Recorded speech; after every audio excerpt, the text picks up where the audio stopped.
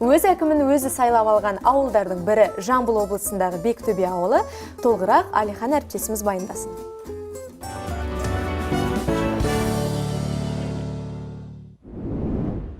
Мен осы жерде халқыма есебімді жасап, осы ауылды көркейтуге мен дайынмын.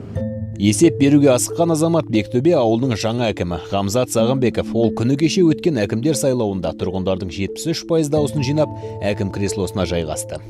Кабинетіме кіріп көрдім, жақсы бәрі, аурасы жақсы.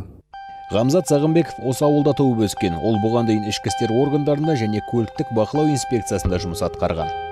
Осы ауылда әкем талай жылдан бері қызмет атқарып, осы ауылға еңбегі сіңген азаматтардың бірі. Сол әкеміздің жолын басамыз деп ауылға үміттеніп әкім сайлауына қатыстық. Халық бір ауыздан сайлағаннан кейін сол халықтың сенімінен шығып, халқымен бірге болып, сол халқым қандай су ішсе, мен сол суды ішуге дайынмын. Осылай деп уәде берген әкім бірінші кезекте медицина, жайылымдық жер және инфраструктуралық мәселелерді шешемін дейді. Ал тұрғындар жаңа сайланған ауыл басшысын тани ма? Жоқ, танымайды. Білмедім. Осы кейінгі болған әкім бір ағай, бір екі ағай болды ғой. Әкесінің көзін көргем, жақсы кісі, қызметіне лайықты болсын, халыққа жұмыс істесін. Халық сондай күтіп отыр ғой.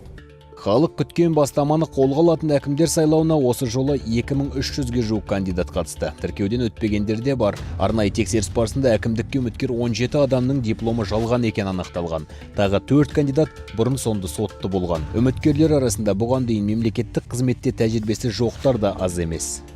Әрине, бұндай сайлауда кездейсоқ адамдар өтіп кетуі мүмкін. Сөйлеп, болмайтын нәрсенің бәрін уәде беріп, мен қатырам, бүйтем, сөйтем деп. Оның бәрі үлкен қаражат қой, оны ол түгіл аудан әкімі шеше алмайтын мәселелер бар.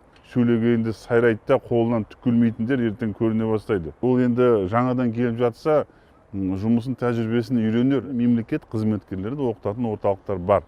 Олар енді біртіндеп оларды оқытады бәрін.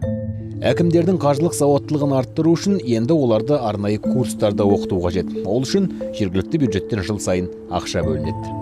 Саясаттанушылардың пікірінше, ауыл әкімдерін сайлау бұл тәжірибелік жоба. Яғни, алдағы уақытта тек ауыл әкімдерін ғана емес, сонымен қатар республикалық маңызы бар қала басшыларын да халық өзі сайлауы мүмкін. Ал бұл осыған апаратын бастама.